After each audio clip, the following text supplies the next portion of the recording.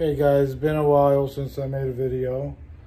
I'm gonna put this video on of this young lady here, Michaela Montgomery. She was at one of Trump's rallies.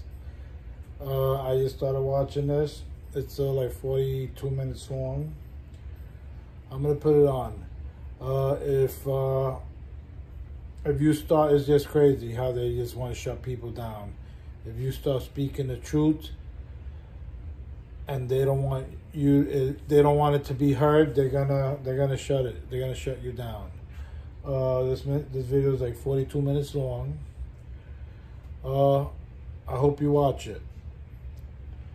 I think you'll enjoy it, especially if you're a little political like me. Let me put it on. 1 minute. Michaela Montgomery. And I've been in contact with the team ever since then. President Trump actually invited me and all the HBCU students to have a private dinner with him at Mar-a-Lago. And, you know, I saw him when he went to Detroit for the rallies. Again, I'm a member of Blexit, so I was there for the Turning Point, People's Convention, things like that. And so when I heard he was coming to Atlanta, I just reached out to the team and I said, what are the odds that I can speak on Saturday? And they said yes, and I made that request on a Wednesday night. And nobody, you know, told me what to say. Nobody said, make sure you do this. Nobody made any edits to my speech. They literally let me write it out. I submitted and said, this is what I'd like to say. They said, all right, try to keep it under 5 minutes. That's probably the only rule that I broke, but I don't think anybody was upset about it. You're very active in politics, obviously. Can you tell us how you got involved and why? Yes, so I actually moved to Atlanta, Georgia from Las Vegas, Nevada.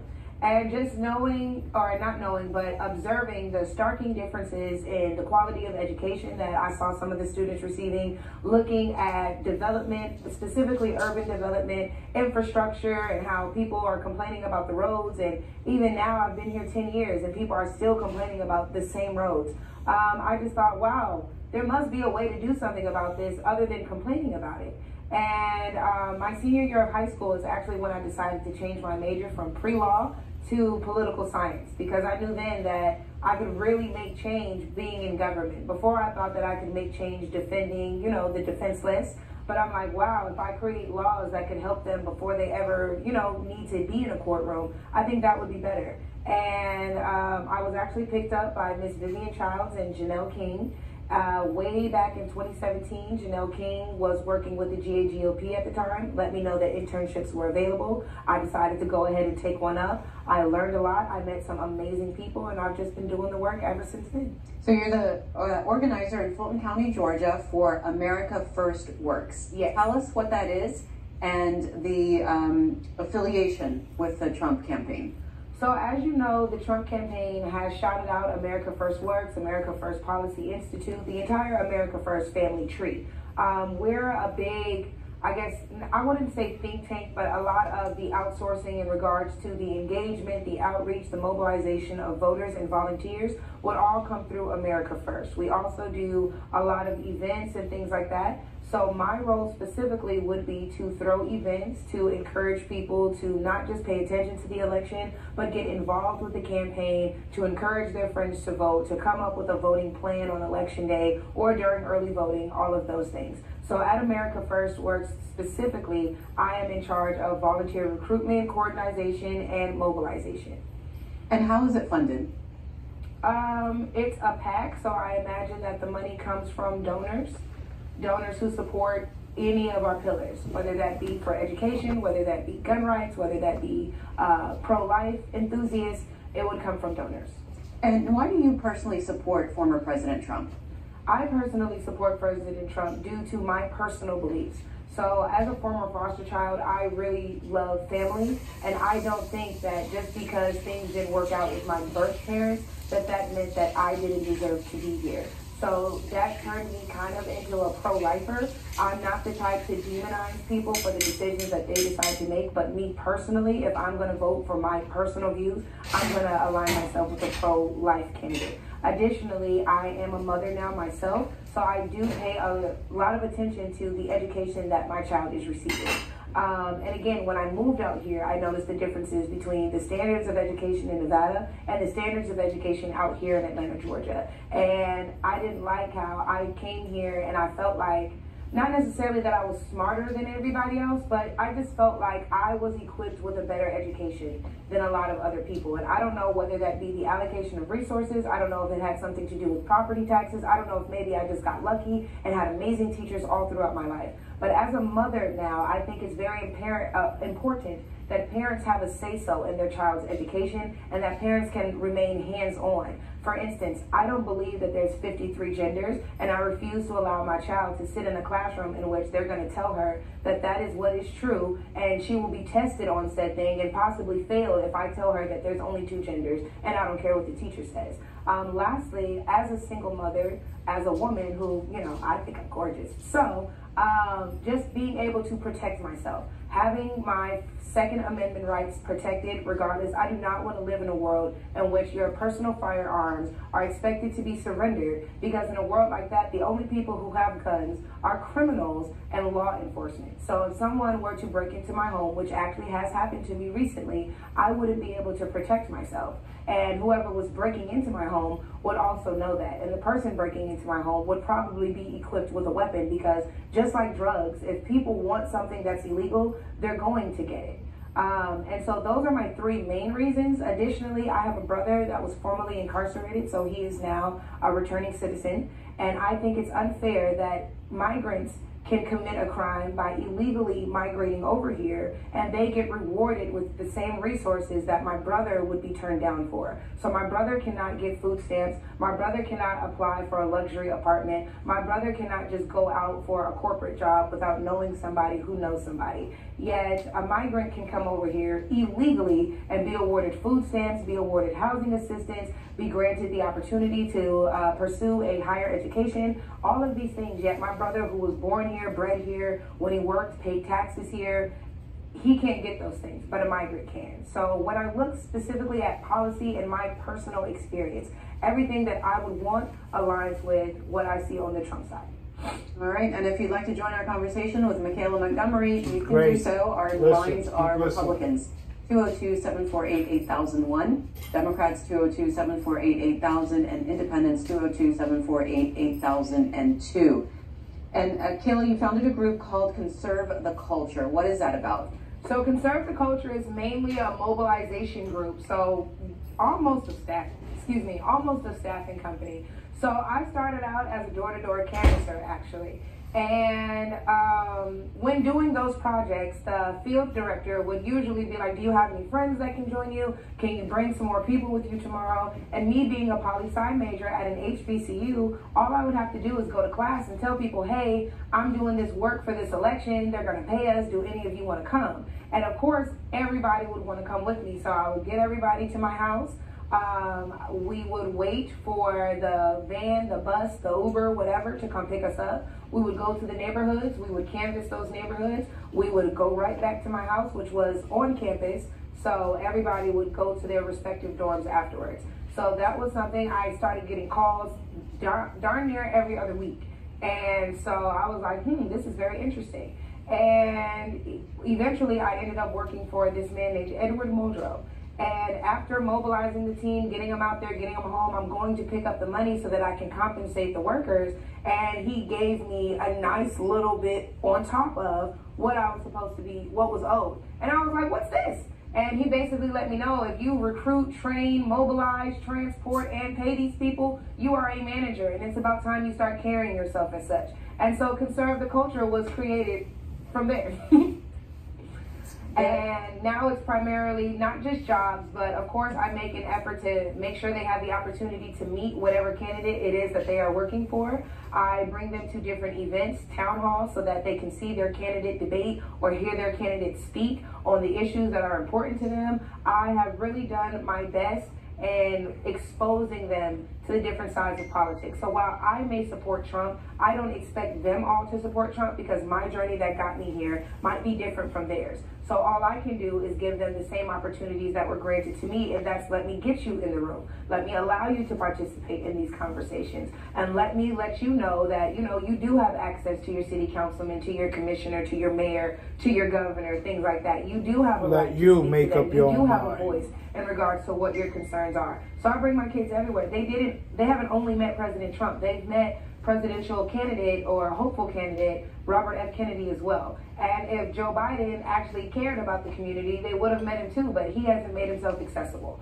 So with that being said, I just do my best to create a new generation of informed voters. Yes, Kayla rocks this way, and I'm going to bring y'all to wherever I'm at so you guys can see why. But if you still don't rock with it, here's what's going on over here, and here's what's going on over there. Now let's have conversations about what you learned in this room and how it differs from what was said in that room. This, I think, is how we're going to solve the issue of voter apathy. And the, you know, low level, how we have high levels of voter registration and low levels of voter turnout. So Kayla, the Atlanta rally that we were talking about where you introduced former President Trump, a few days before that he spoke to the National Association of Black Journalists, and he talked about Vice President Harris's racial identity, that she had become black. A lot of critics said that that hurt him with black voters. What was your reaction? I don't know why it would hurt him with black voters, because it seems like black voters are offended by everything except the conditions in which their reality is set. So while we might be offended that a rich white man is questioning the nationality of a quote-unquote black woman, that black woman does not claim to be black outside of campaign season. So we saw her be black as she was vying to be VP. The hot sauce on the pork chops, the marching with the band, all of a sudden she's paying attention to her AKA sorority sisters. But then once sworn in office, you didn't see the acknowledgement of her sorority or her HBCU. She didn't wear pink, she didn't wear green, she didn't wear anything HU. She also did not acknowledge the black community while in office. We saw bills signed for Asians. We saw bills passed for migrants, which primarily affect the Hispanic community. We saw bills passed for literally everyone but black people. So for her, additionally, last thing, after she took that oath of office, she went on record to say that she was the first South Asian vice president. At no point in time did she promote her blackness. At no point in time did she acknowledge her blackness. At no point in time does she market herself as a black woman. And that was when she was Attorney General, that's back when she was DA, that's all the way until she was Senator, and of course as Vice President. So the fact that, again, she's using this black card during the election season just so black people will turn out to vote for her, and then she will, if she were to win, she would be in office and then fail those same black people who did everything in their power to get her in. I think that's disgusting, I think that's unfair, and I think that that's why I personally reached out to the Trump campaign and asked if I could speak, because I'm like, you guys might be offended when he says it, but what are you going to do when I say it? Keep watching. This is just getting started. You're going to have callers start calling in. And therefore, and she's going to start debating with the callers. So this is great. You got to listen to this. She ran for president the first time. Just the fact that she was in the race, I was like, okay, HBCUs, do your thing. But she never acknowledged said HBCUs. In the first 100 days of the administration, they cut funding to HBCUs. She did nothing to support the very people that she's now leaning on to win this election. And I wish that those same people would understand that if they were to support her in this election, and she does win, we will see nothing but a repeat of the last administration in which black people, the same people that everybody touts when it's time to get elected, will also be the ones that are the first to be forgotten about once they're sworn in. Michaela Montgomery, also at that Atlanta rally and at a news conference the week before, former President Trump attacked Georgia's popular governor, Brian Kemp. I want to show you a segment of that and then have you respond to it. He's the most disloyal guy I think I've ever seen. But think of the wife. We can never repay you for what you've done, sir. We could have never won. Sorry about that. And now she said 2 weeks ago that I will not endorse her because she hasn't earned my endorsement. I haven't earned her endorsement. I have nothing to do with her. Somewhere he went bad. And you know what? Your numbers in Georgia are very average. Your crime numbers, your economic numbers, all of your numbers, you're very average. You can do a lot better, and you'll do a lot better with a better governor. You can do a lot better, just so you understand. But I don't want her endorsement. endorsement. I don't want his endorsement. I just want them to do their job for Georgia. And you know what? He's the governor. He ought to support his Republican Party. Because if he doesn't have his Republican Party, I could tell you where he came from, and it wasn't good.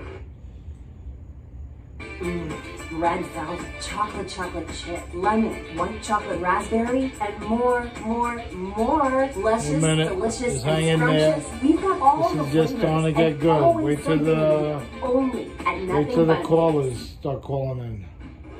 If it's gorgeous, you will want stunning. Michaela, your response to that?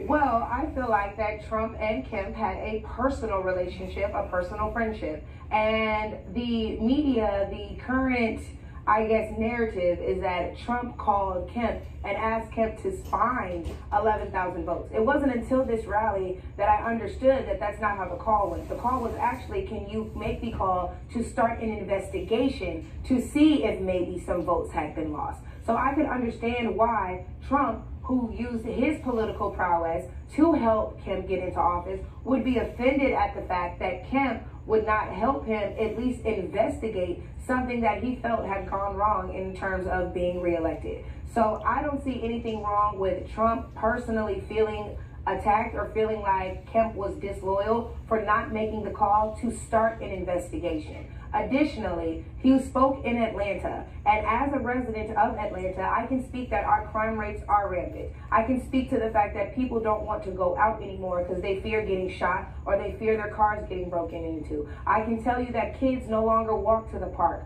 or go hang out at the bowling alley or the skating rink or anything like that because crime legitimately is an issue here. Now, what more can our governor do about it? I honestly would not know because that seems more like a mayoral issue. However, of course, Kemp can get up and shine a light onto the things that are happening in Atlanta and the surrounding cities in Georgia, of course, where they might be facing similar problems. So while I myself haven't, received I haven't had a bad experience with Governor Kemp myself, I'm not going to act like I don't understand why Trump would get up and talk about his bad experience with Kemp. And additionally, the Republican Party is all about loyalty. So it kind of does make you want to say, yeah, it is pretty interesting that a Republican governor would not support the Republican Party's nomination for president. I can understand why Trump was upset that he did not get an endorsement from the two people he endorsed and helped get elected. And this is a comment we got on X from Eric, who says, if you want to understand the problem Trump created for himself in Georgia, today on the radio, 9 out of 10 callers are women, and they're all mad at him for attacking Brian Kemp's wife. Let's go to calls now. Kayla, Charlie's in Jonesboro, Arkansas, Republican. Good morning. Hey, I just wanted to ask you a little question about referendum voting. I think if we could vote on things ourselves, like this war in Ukraine or something, we could have some say in it.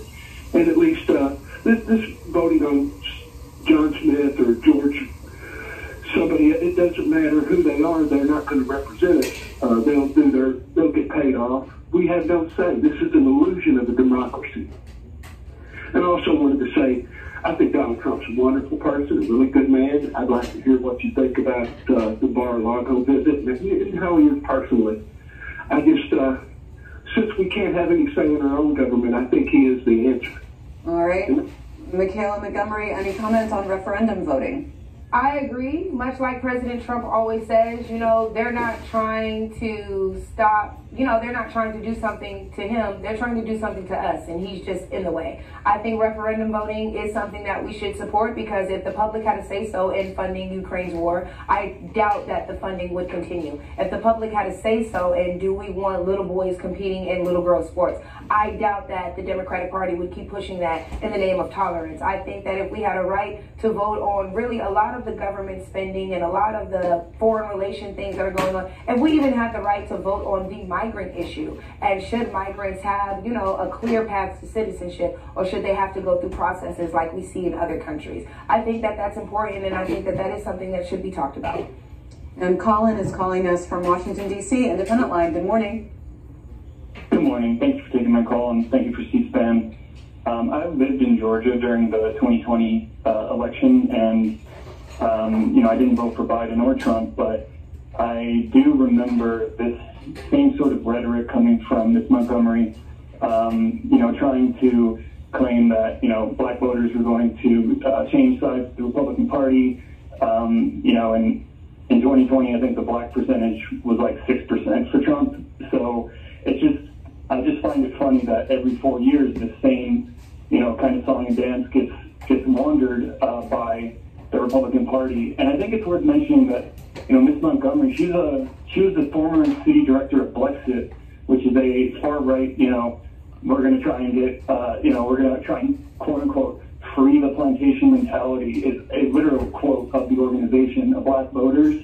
And it's founded by Candace Owens, who's a far-right loon. So I just think it's disappointing when C-SPAN, platforms people like Michaela Montgomery or Sebastian Gorka, or constantly refers to the Washington Examiner or the Washington Times, which are quite literally far-right newspapers that are made up. I mean, the Washington Examiner, go look up who found them. Now you're going to be, referring to the Epoch Times. So, all right, Colin, we'll get a response from Michaela Montgomery. Go ahead, Michaela. First of all, I'm a huge fan of Candace Owens, and I went to my first Blexit event here in Buckhead back in 2019. And the speeches that I heard, the visualizations that were presented to me, I was like, wow, this is great. And when it comes to getting off the Democratic plantation, that's a real thing, and I don't know why somebody would feel like I, myself, would be offended by that. If everybody thinks the same, has been fear-mongered into thinking the same way, living the same way, then yes, that's a plantation. Because how in the world were so many slaves who outnumbered their slave masters continuing to be slaves? It happened because they were fearful of doing something different. So when we say that Democrats are on this Democratic plantation, specifically talking about black people, it's because yes, you guys are all blindly following a leader and you're scared to do something different. Additionally, to think that somebody like myself, who can clearly articulate their points, their opinions, their life experience that have led them to support certain candidates, it's very interesting that somebody would demean C-SPAN for having a guest like me on TV. There's plenty of people who think, act, and wish that a voice like mine had a bigger platform. So it's unfortunate that people like that feel like we should be silenced. All right, let's talk to Ladley in Marietta, Georgia, Democrat. Good morning. Yes, I did not know that you knew Candace Owens. That was because she's pretty much been outcasted by the right because of her stance about Israel. But anyway, you will have a good job of talking at some point. I guarantee you that. And the things you point out on the Democrats for their failures, you're absolutely right on some of the things. The Democrats fall short, but at least we try. The Republican policies are just the complete opposite, okay? Last thing I want to say is they're never going to let you in the club, okay? And you, like the movie Django, you are the character of Samuel L. Jackson. I don't know the exact, terminology, but, not Uncle Tom, but, Uncle Tommy, or, you're a complete sellout. All right, and we'll go to Robert in... Oh, I can respond to that? Oh, yes, you can. Thank you very much. Because first of all, it sounded like that was a non-black person telling me that. So as a Democrat, that sounds pretty racial and pretty divisive. Next, it's very interesting that I, again, would be called names or be compared to fictional characters because of who I choose to support. Again, these people who are calling and making these derogatory statements about me, who I choose to support, are denying the fact that, again, who are you to tell me that my personal experience is invalid? I think that that's something that a lot of Democrats need to look within, because how have you tried? Kamala Harris is in office right now and has not tried to do anything about the border, has not tried to not tax people on tips, and has not tried to do anything about our failing education system. So everything that she's promising she can do for you on day one, she could do right now, but she's not trying to. So that's something to, for some Dems to take home. Robert in Aurora, Indiana, Republican. Good morning. Yes, Ms. Montgomery, I commend you, sweetheart. You are telling the truth. I want to tell you a little bit about that. I'm 87 years old. I went for my physical. I didn't pass, but my dad served World War II. My uncle fought the Battle of Bulge. Back when I was a kid, we had black people working for us. There is colors, black, white, red, you name it, yellow.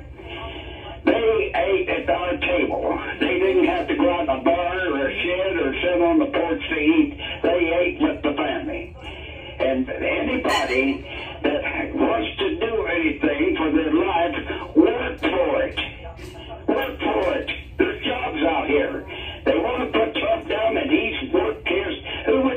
shot for this country? Who would take a shot for this country? And he wasn't in the military, no.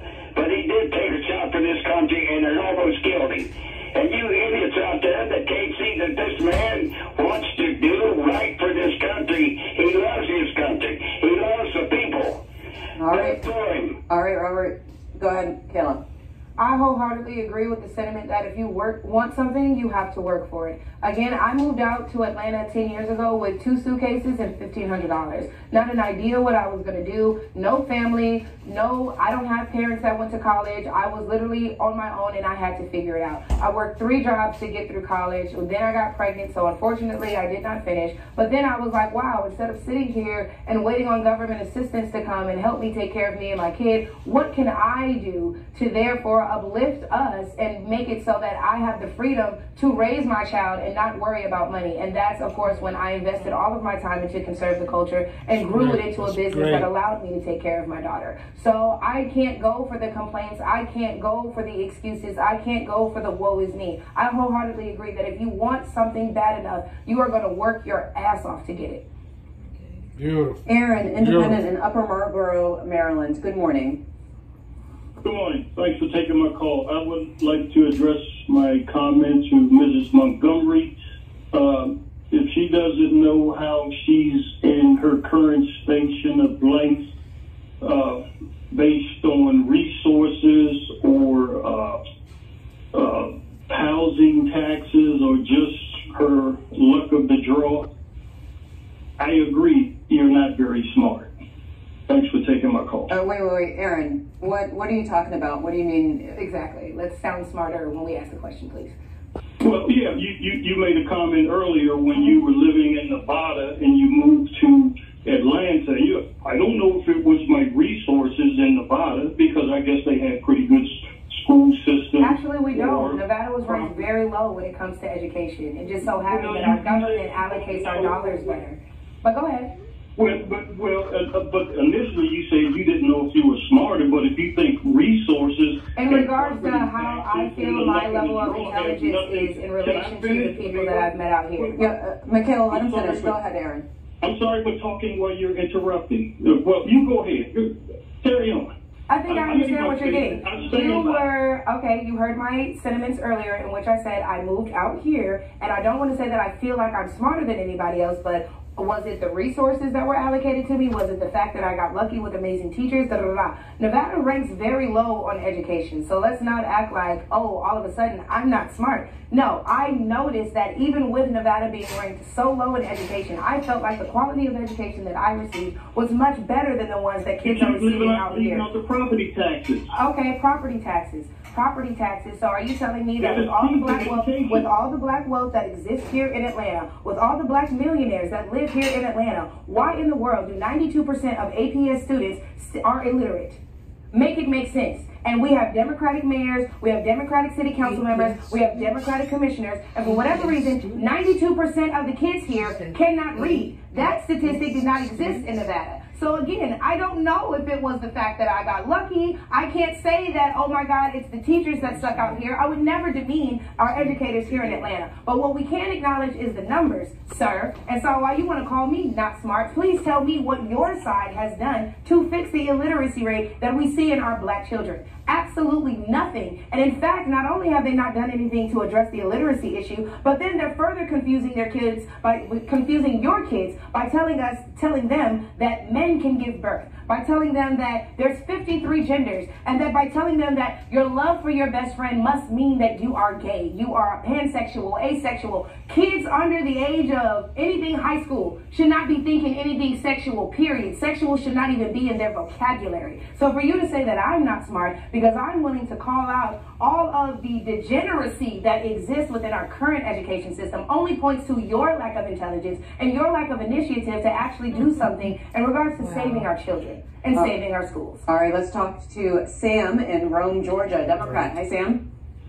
Hi, good morning. And I have a question I want to ask her first. And then if you will indulge me, I do have a comment I'd like to make after I hear her answer to my question. Sure, go ahead.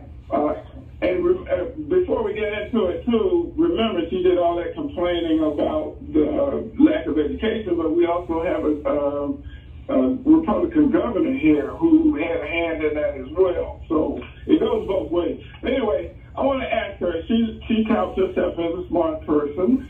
So let's test it. What is the mitigating factor that made the Democratic South turn over to the Republican Party? And I'm waiting for your answer. What made the Democratic South turn over to the Republican Party?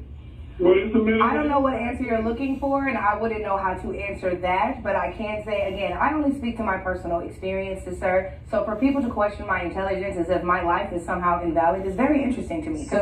So Sam, go ahead with your point. Yes, I believe you're talking about the Civil Rights Act. The answer to the question is the Civil Rights Act. The same Civil Rights Act that was authored by Republicans? Okay. Can I finish, please? Mm-hmm. Okay. The act that gave you the right to sit in the chair that you're sitting in right now and vote. People in the city that you just moved into 10 years ago died for that cause. There are people still fighting for that same cause as we speak. In America, they were in the southern part of this state to which I live and I love. They caught people trying to fake the electors in this state, in the Republican Party. We also caught illegals with IDs and trying to vote. So but I guess we if you will look at the history to which I'm sure you claim to know or you do know, the history of your state, you should be aware that people have died for the cause to vote. And now the people also died for the cause for us to read. Hold on, Kayla, let him finish. May I finish? If it's okay. Your mother should have taught you a little better than that. All right, Sam, just go ahead and finish your point. Thank you. But the people that have died for this cause are still fighting for the same cause. That's okay if you want to be Republican or Democrat, but not these Republicans. They are of a different ilk. They are of a different structure. They are the same structure that left the Democratic Party to come to the now Republican Party. And that's my comment. All right, Sam. Go ahead, Carl. All right, so let's start with the 1964 Civil Rights Act, or the Voting Rights Act, correct? That was all employed by Lyndon B. Johnson to get black people to support the Democratic Party for the next 200 years. And unfortunately, the tactic worked because much like you heard our caller say, they're still fighting for the right to vote. There's not one American citizen without a felony who does not have the right to vote. All you need is an ID and you can go vote. He also did acknowledge the fact that while he's saying we have fake electors, we also had fake citizens going to vote in our election. So, of course, I guess we just won't talk about election integrity in that sense. Next, the ploy to get black people to vote for them for the next 200 years was a fear tactic because, again, black people then thought that if they did not vote Democrat, they would lose their right to vote. And even though Ronald Reagan came in and didn't take away black people's right to vote, for whatever reason, Democrats, every election season, get up and talk voter suppression, protect your right to vote. Black people died for the right to vote. Black people also died for the right to read. So I wish a lot of you would please go read the Willie Lynch letters. I wish a lot of you would go read more about Jim Crow and how, like, you know, the systems were set up to basically make us believe that we were victims for the rest of our life. So now let's talk about the migrant issue and how it relates to the 1964 Voting Rights Act, correct? The Voting Rights Act was put in place so that black people would be a loyal Democratic voting base. Black people are now leaving the Democratic Party. Wait, Kayla, you're saying that the only reason the Civil Rights Act was passed was I'm not for saying votes? the only, no. The major portion of said legislation was the fact that it gave black people the right to vote, right? And Democrats touted the fact that they gave black people the right to vote. They then used fear-mongering to make black people believe that if they did not vote Democrat, they would lose their right to vote and whatever other rights and resources that were granted to them by these Democrats, correct? Now that you see black people leaving the Democratic Party, now that you see black people calling out the Democratic Party, now that you see black people tired of living in the same conditions that they were in when the bill was signed, they no longer have that loyal voting base. So you know what they're doing now? Now they're opening the borders. They're letting these migrants in. They're giving them these welcome packages full of food stamps, housing assistance, whatever else, housing and clothing and whatever else it is maybe that they need in order to come over here and live comfortably. Why? Because now when you have these illegal migrants coming over here, and it's clear that the Republicans are like, no, get them out. Now you have a new loyal voting base who's like, oh God, if we don't vote for the Democrats, we're not only going to lose our right to vote, but we're possibly going to lose our citizenship citizenship as well. It's never been a thing where we're going to do this for the betterment of the black community or the Latino community. It's always been we're going to do this so that we can stay in power, and we're going to manipulate the masses into believing that we are for them. And even though they will continue to vote for us, we will never do anything for them, but we will play on their feelings for stuff that we did 60 years ago. Okay, and Dave in Kemmerer, Wyoming, Republican. Hi, Dave. Oh. Yeah, my question is, I just want to tell her she's doing a fine job on air. Tell us how, what's going on in this world, and I agree with her wholeheartedly. I appreciate her as a young woman and her knowledge of everything she does. It's just wonderful to hear somebody with all of her zeal and their knowledge, and I thank her for that. All right, Dave. Thank you. Let's go to Jill in Maryland, Democrat. Good morning, Jill. Yes. First, I'd like to know why she feels she has to smirk, neck roll, eye roll, and insult everybody that calls her, speaking over them. First of all, listen to this is great. Is not that knowledgeable.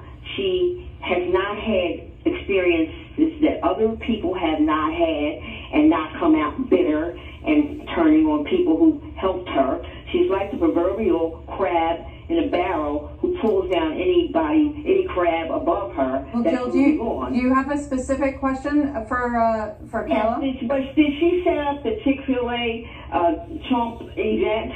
Is that the question? The answer to the question is no. I actually just got invited to meet President Trump at a restaurant, and I found out the next morning that it was Chick-fil-A, and nobody that wanted to meet him was offended by the fact that it was a Chick-fil-A, and neither was I. But to go back to the, I don't know why she smirked, why she neck rolls, while she talks over people. It's okay for you guys to get on here and call me an Uncle Tom, to call me not smart, to call me dumb, to say I haven't done my research, to say I haven't lived a life like you. But then if I smirk, if I laugh, oh my God, what is this person talking about? Now all of a sudden you're offended. I think that's very interesting.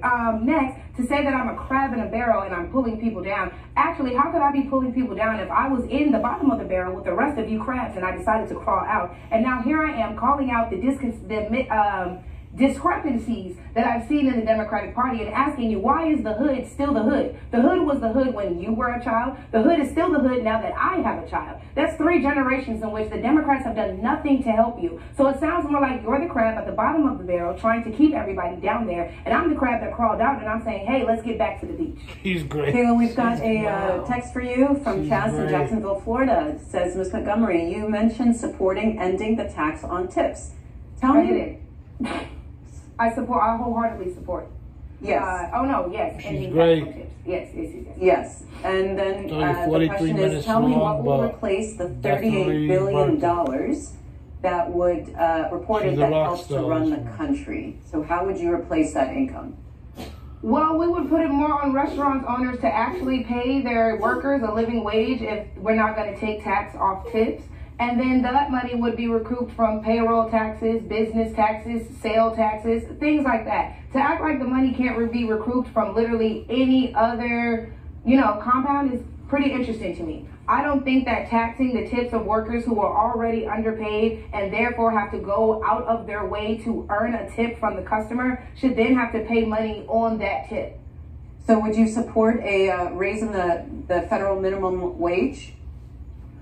I think that the federal minimum wage should reflect the cost of living, but I can't say that we need to change the minimum wage until we get the economy stabilized, because minimum wage might be sufficient if inflation wasn't so high. So until we get inflation under control, I don't think we can talk about wages, because if we raise the minimum wage right now, that would only make the current situation in the economy worse.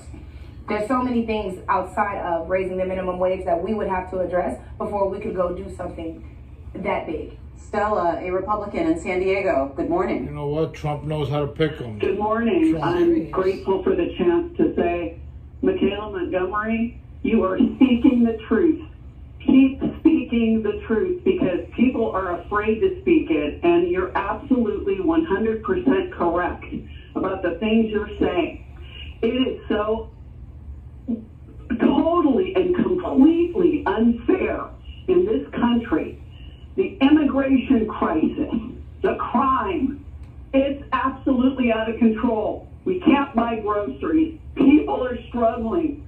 The fact of the matter is, Kamala Harris is not coming out on television and talking about policies.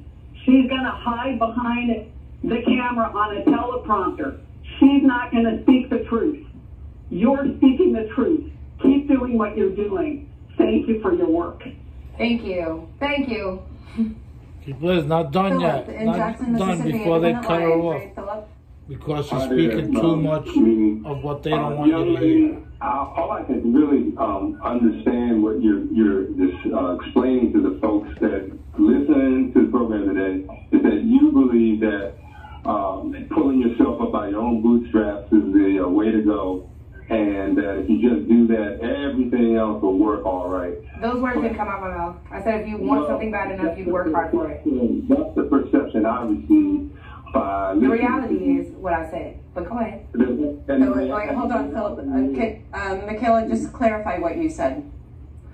I said that if you want something bad enough, you will work towards it. That does not mean that you will not receive outside help. That does not mean that somebody won't come along and give you a hand up, not a hand out. That does not mean that you have to do it completely on your own. But the fact of the matter is, you will dedicate your time, you will dedicate your resources, you will dedicate your life to creating a better situation for yourself. Okay, Philip, go ahead with your comment.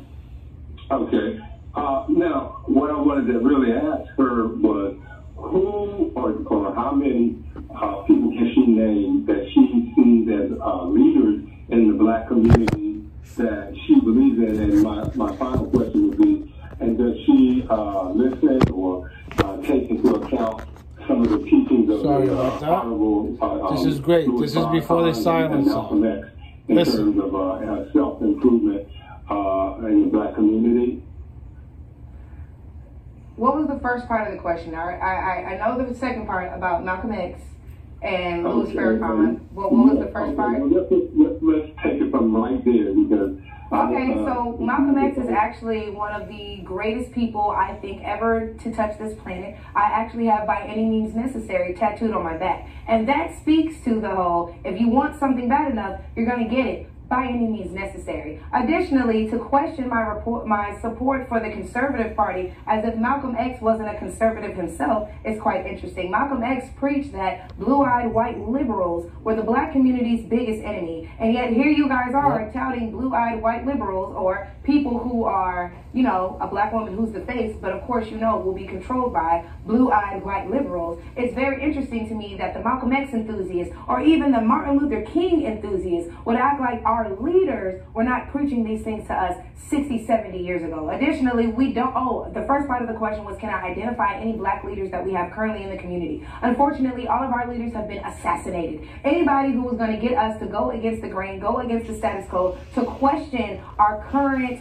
economy, to question our current living situations, to question the conditions in which black people live. Anybody who put up a fight against that was assassinated. So to say that we have a black leader, unfortunately we don't. We do have black voices that are trying to shine a light on all the things wrong in the black community, but as you guys have seen through this programming today, those black people are attacked. We're called Uncle Toms, we're called Sambos, we're called dumb, we're called, oh well, you haven't lived my life. It's very, very interesting because y'all would never talk about Malcolm X or Martin Luther King that way.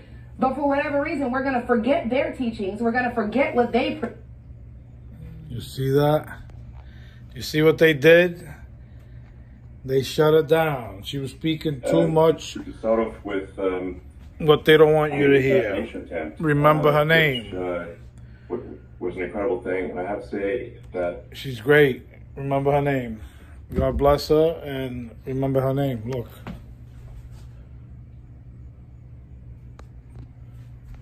I hope you enjoyed that. God bless America. Trump, 2024.